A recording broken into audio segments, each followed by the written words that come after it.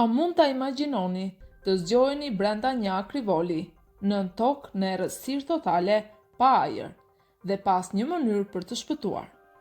Kjo nuk është një skenë filmi horror, por një ngjarje e vërtetë që ndodhi pak vite më parë. Në vitin 2014, në një nga qytetet e Brazilit, një grua 37 vjeçare me emrin Rosangela Almeida da Santos u shpall e vdekur në spital pas një ataku në zemër.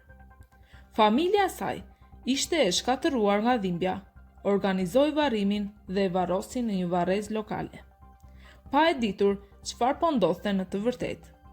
Disa ditë pas varrimit, banorët përreth filluan të dëgjonin zëra, goditje dhe britma që vinin nga varri Rosangelis. Fillimisht, askush nuk besoi. Mendonin se ishte imagjinat ose ndonjë kafshë që kishte hyrë aty. Por zërat nuk pushuan për disa net me radhë. Familja e saj vendosi të hapte varrin dhe ajo që pan i tronditi të gjithë. Kur u hap varri, ata gjetën akrivolin të gërvishtur nga brenda, me gjurmë gjaku në kapakun e brendshëm. Ky fakt tregoi se Rosangela ishte e gjallë kur u varros. Kishte vdekur pas përpjekjes së dëshpëruar për të shpëtuar. Trupi i saj tregonte shenja të qarta lëvizjeje dhe agonie. Ekspertët besojnë se ajo mund të ketë vuajtur nga një gjendje e rrallë që ngadalëson funksione trupore deri në atë pikë sa duket klinikisht e vdekur. Por gabimi fatal i spitalit dhe mungesa e kontrollit e çuan drejt një vdekje që askush nuk do ta dëshironte, as në ëndrat më të këqija. Kjo histori nuk është thjesht e frikshme.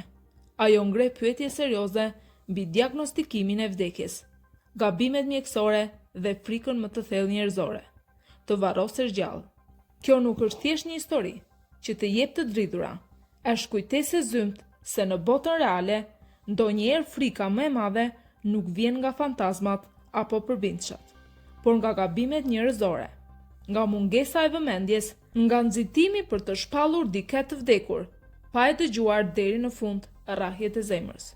Imagjino për një moment, zgjohesh në errësirë, në heshtje totale, kërkon ndihmë, thërret, por askush nuk të dëgjon. Mendon për familjen, për jetën tënde, ndërsa ajri fillon të mbaroj.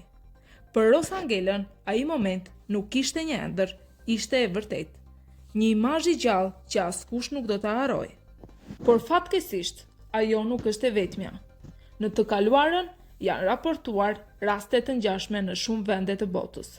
Në disa kultura, madje vendosnin zile në varre që nëse dikush zgjohej i gjallë, të mund të lajmëronte. Nëse ke arritur deri në këtë moment të videos, mund të lini një koment nëse keni dëgjuar apo jo ndonjë histori të ngjashme me këtë që sapo treguam.